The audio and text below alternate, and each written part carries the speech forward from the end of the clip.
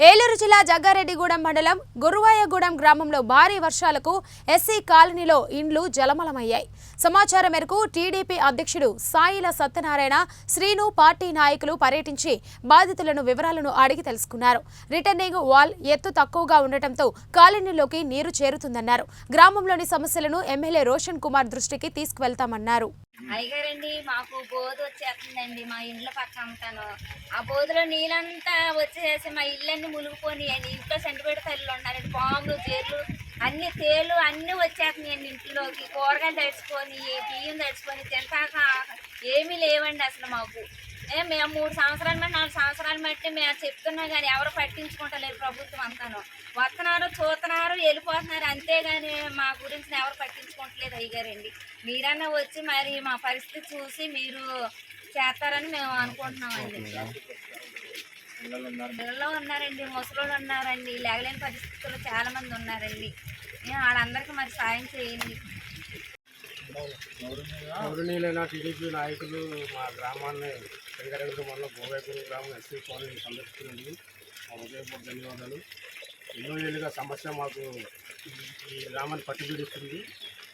వాళ్ళు సరిగా లేక వాళ్ళు దెబ్బతింది.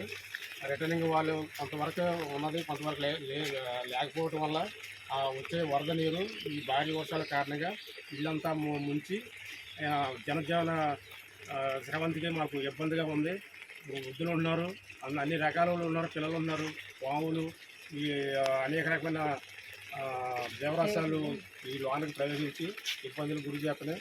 ఈ రాత్రి అందమాలు ఈ జలదిగ్బంధంలోనే జనం ఉన్నారండి. కాబట్టి ఇది శాశ్వత పరిష్కారం కావాలని ఇప్పుడు ఎన్నోసార్లు గవర్నమెంట్కి గవర్నమెంట్కి మేము ఎన్నోసార్లు విన్నపం చేసాం.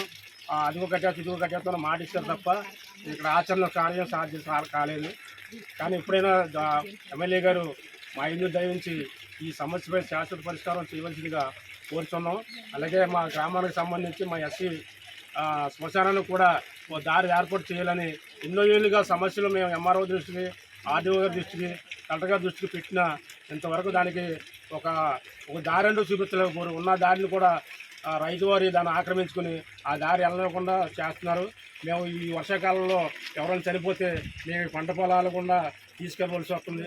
దాన్ని కూడా ఈ గురువాయగూడెం గ్రామ ప్రజలు విజ్ఞప్తి మేరకు దాన్ని కూడా శాశ్వత పరిష్కారం చేయవలసిందిగా మన గవర్నమెంట్ అయిన టీడీపీ నాయకులందరినీ ఇక్కడ కోరడం జరుగుతుంది.